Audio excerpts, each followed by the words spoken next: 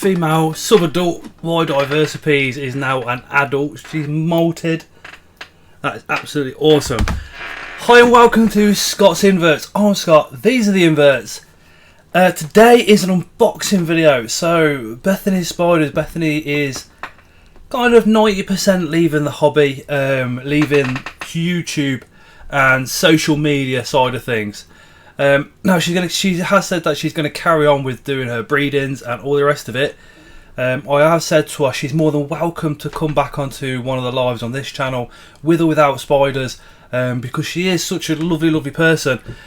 But she's left, and she said like she mainly left because of the amount of work and effort it was taking up and the time of her free time it was taking up. So she's completely fine.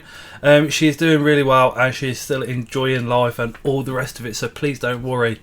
But we've bought some stuff off Beth. Everything's came today. We bought some spiders, we bought a couple of mantis, and then we bought something else. So let's get into the unboxing. So we've already open this box, but out first is one of the mantis that we've got from Bethany, which is the Yunnan mantis, one of the flower mantises. Absolutely gorgeous. We'll have another look at this a bit closer towards the end of the video. We have actually got a special guest coming on today as well in this video a bit later on, who is an absolute wealth of knowledge. We also bought a female Chiropagopus Hattie from Bethany. I've got a few of the Chiropagopus, I haven't got this one, so I'm welcoming this one into the collection. Absolutely stunning. Again, we'll get that one out to have a bit of a close-up look as well. So we've got the Bethany's spiders stickers. That is fantastic. She is actually leaving her YouTube channel going, so fingers crossed in the future she returns to the hobby and carries on making fantastic content. But we're looking now, and here is the Atlas beetle pair. The female is literally just burrowed down into the substrate, and there's the male. This male, just look, is absolutely gorgeous. I know beetles aren't everybody's cup of tea. Believe me, it's definitely starting to become a bit of an interest of mine, because these guys are just absolutely gorgeous. You know, they're big, they're clumsy, they're just like me. So we're gonna have a go at breeding these two and hopefully getting some larvae and hopefully getting them to pupate and pop out as beetles. That's a long-term plan. I do know it takes a good while. What else have we got in this box? So Bethany has put a what's in that one? Oh, and here is our ghost mantis. So this is the second mantis we bought off Bethany. This is the ghost mantis, full adult and absolutely beautiful. Just look at the head, it's like an alien.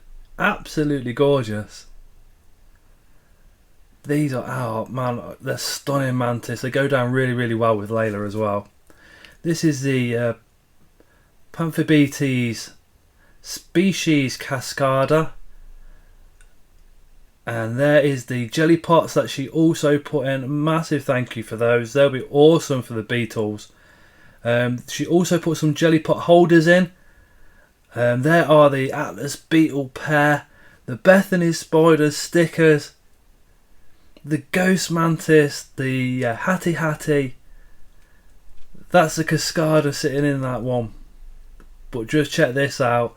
This is the Yunnan, the flower mantis. Just how beautiful is this mantis? And this one is the ghost mantis, having a good wander around. Strange but beautiful creatures. And this is our Pamphibetes Cascada. It's a little bit bigger than what it actually does look on camera there, to be completely honest with you. And then the Chiropagopus species Hattie. The Chiropagopus, the carapace is literally second to none. The carapace on these spiders really does it for me. Almost like they've been painted. And this is the Atlas beetle male.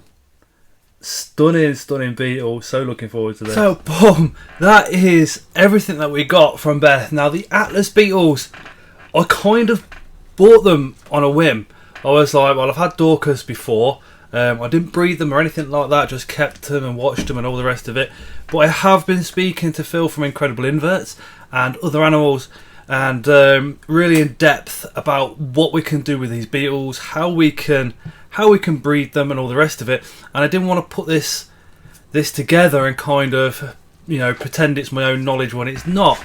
So I asked Phil if he wouldn't mind putting together like a little 10-minute care video on these guys, just explaining the information that he's already told me on the setup and what we do and all the rest of it. And he agreed.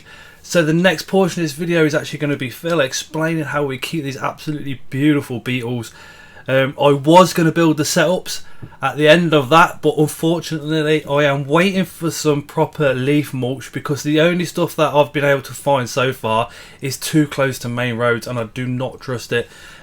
So probably tomorrow night, Friday night, I'm going to actually go wandering off into a nice little woodland that I do know, and I know it's nice, clean and all the rest of it, and get some hardwood leaves from out of there, and we're going to build that setup up over the weekend, and I'll probably do it as a TikTok or an Instagram reel for you guys. So let's see what Phil says about these stunningly beautiful beetles. Hello Scott and Scott's Inverts Army. Phil here from Incredible Inverts and Other Animals. Doing a little quick video for your Calcosoma Atlas. I believe they're the ones that you got. I keep Calcosoma caucasus at the moment, but Atlas are just as amazing. And Scott's invited me on to basically guide him through setting up the enclosure for these fantastic beetles. The Calcosoma is one of my favourite genus of the rhino beetles from Asia. Really large ones, with the caucasus getting slightly bigger than the Atlas. So, Scott, what you need to set these guys up. Now, there's actually a couple of different ways. Most beetle breeders tend to use plastic tubs, plastic storage bins. One of the best things that can be used.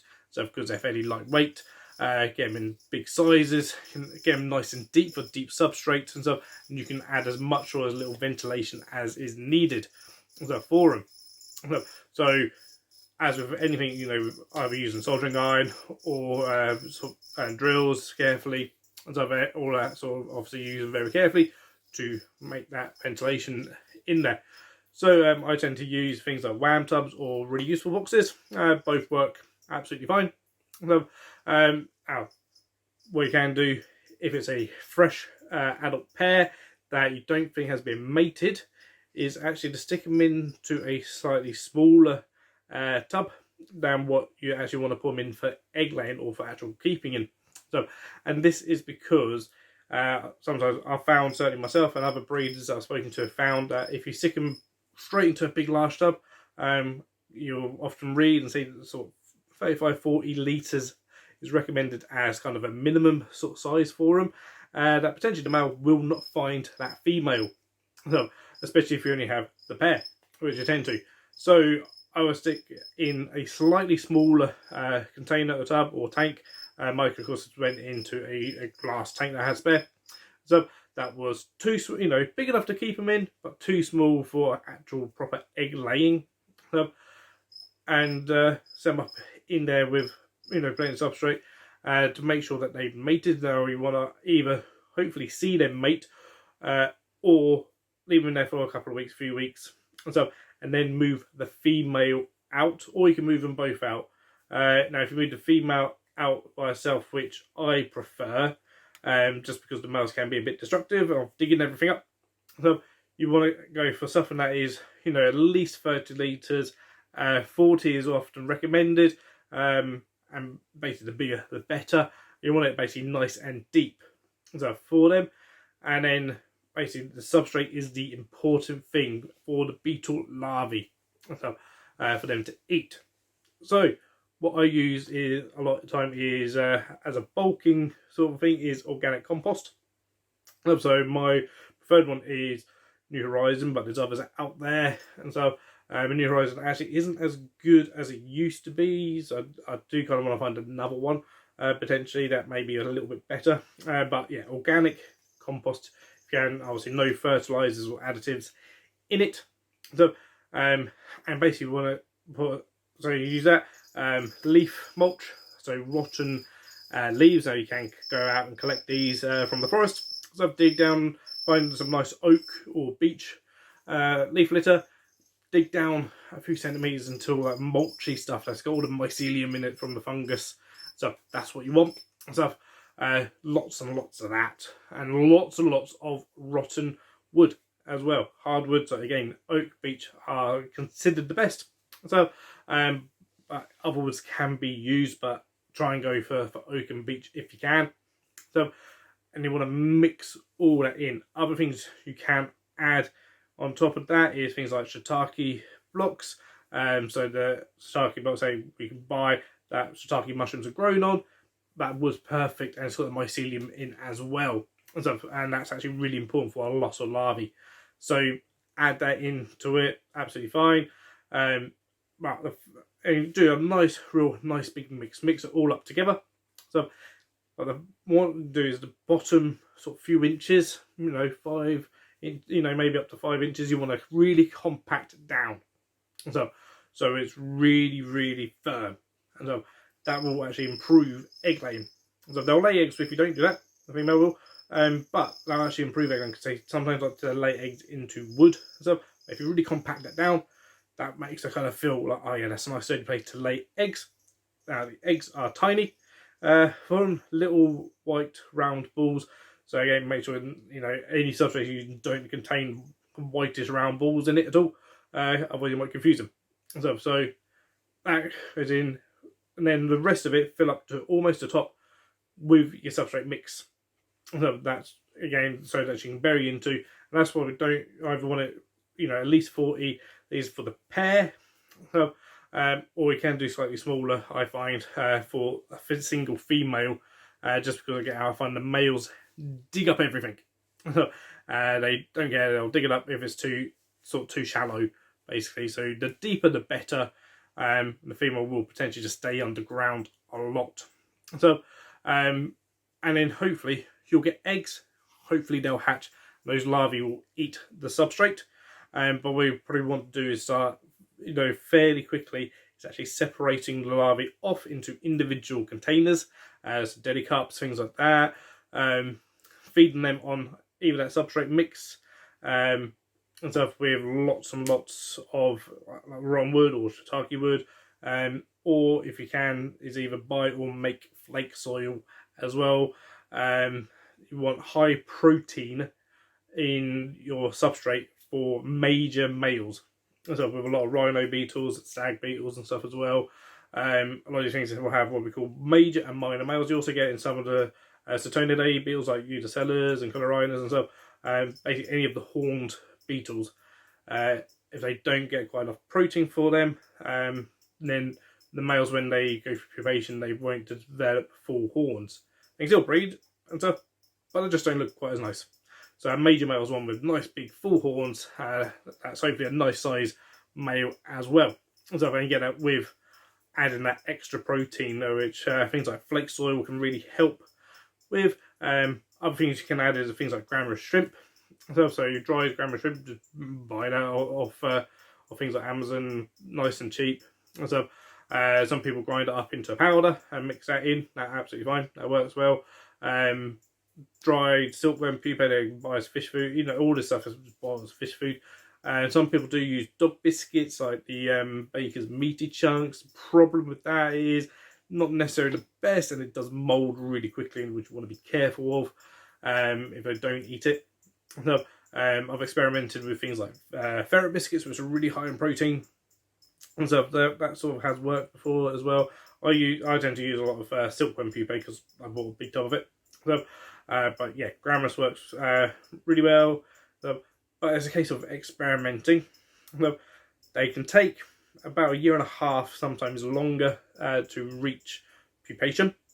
So raising up from a L1 larvae right up to a big L3 larvae can take 1.5 years, maybe even 2 years. So, at which point they'll hopefully start pupating, and at that point, probably won't even look at making fake pupal chambers out of floral foam.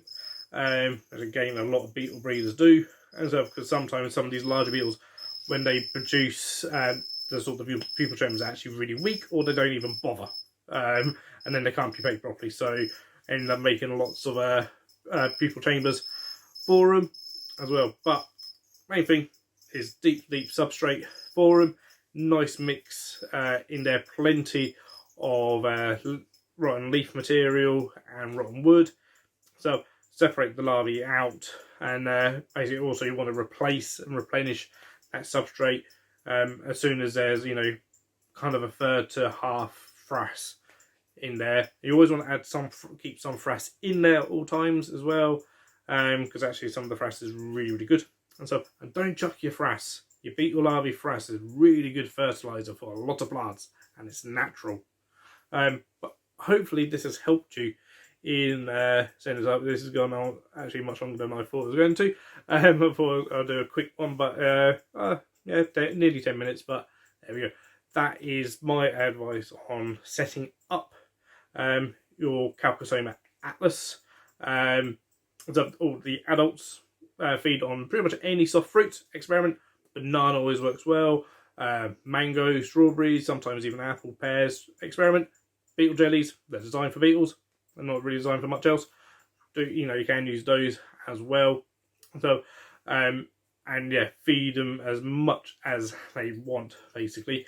But be aware, you might end up with lots of fruit flies with them. Put some cork bark in there and stuff for them to climb around on, especially some stuff on the surface, so that they can be clumsy. If they fall over, they can get themselves back up again.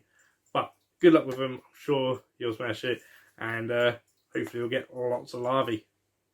So massive thank you to Phil. Phil is a resident zookeeper. His knowledge is absolutely mind-blowing.